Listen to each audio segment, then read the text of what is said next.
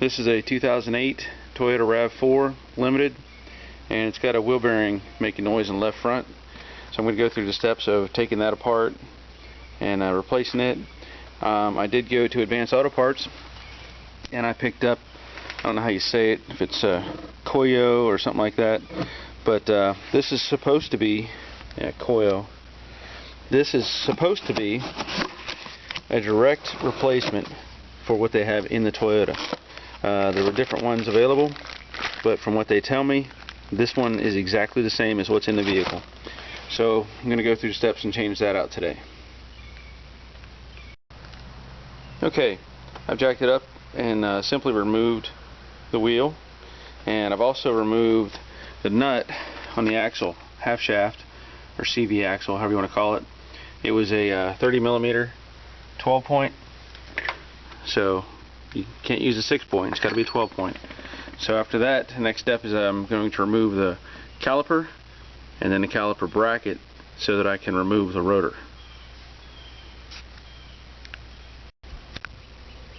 Okay, so I've removed the caliper and the bracket, and the caliper, I set it up here and it's mounted on the dust cover or dust plate, however you want to call it, on the back side. It's just sitting up there, there's no tension on the hose. A lot of times if you do take these off, there's nowhere to sit it, and I'll take a piece of safety wire and run it up to the strut or a bracket or something so that there's no weight hanging on the hose. You don't want to do that. I took a 14 millimeter wrench to break that off, and also on the bracket it took a 17 millimeter, and that's sitting down there. I didn't even pull the pads out, left them sitting in the bracket.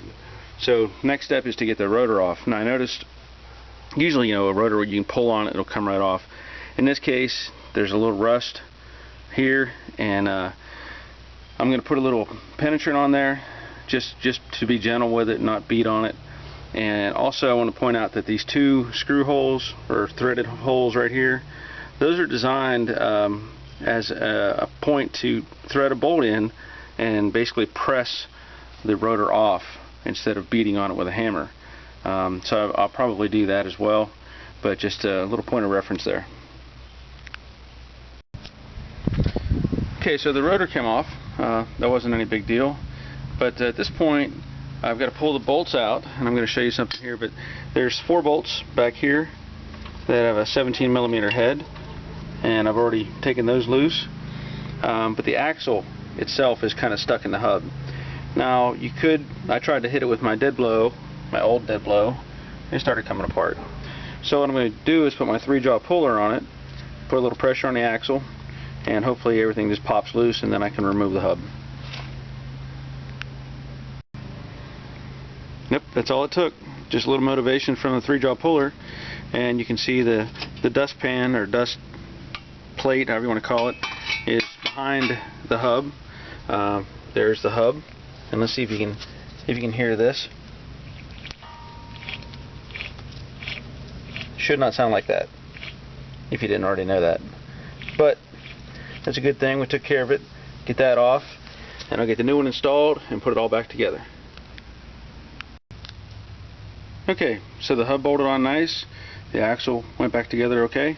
I did want to point out I put some Loctite on the bolts, and also on this nut on the end of the axle, you'll see the axle itself has a groove cut in it.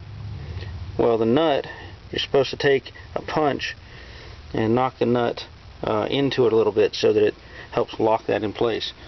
I don't ever suspect that that nut would come off anyway, but that's why it's there, and that's why you do it. And there it is. Now this repair at Toyota was quoted at about $600, and even my labor and the cost of the part, which is the exact same part that they would use at Toyota, I can do it for about $300. So save yourself some money if you can do these steps and not take it to the dealer. Just wanted to show you this. This was the estimate from Toyota. Left front hub, $635.79. Rear brake job, $225.61. It has rear discs on it. Now just to show you my cost, is $151.99 plus tax, so $160, on the hub assembly. And premium brake pads, sorry, $51.31. So for $210 plus my labor, even if I have it at a really high rate, there's no way I'm going to come up with $600 and some. But I'm going to save them at least, on the total repair, at least $400. So just shows that you can do it yourself. It's not that hard. You just have to know what to do and how to do it, and have some tools. Save yourself a bunch of money.